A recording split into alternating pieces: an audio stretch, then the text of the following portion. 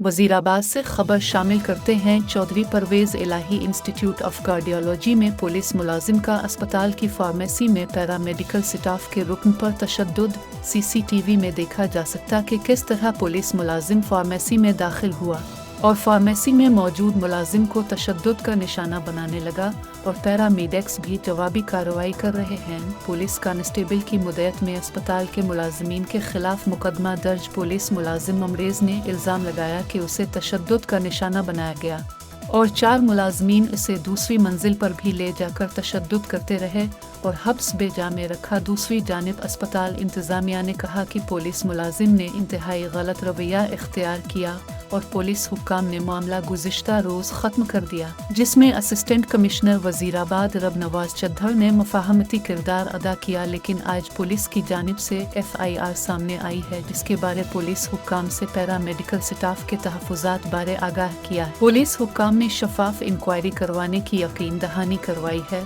दूसरी जानिब चौधरी परवेज इलाही institute of cardiology में पैरामेडिकल स्टाफ ने इंतज़ामिया को वाज़े किया कि अगर किसी भी पैरामेडिकल स्टाफ के खिलाफ इंतकामी कार्रवाई की गई तो पैरामेडिकल स्टाफ हड़ताल करने का हक महफूज रखते हैं।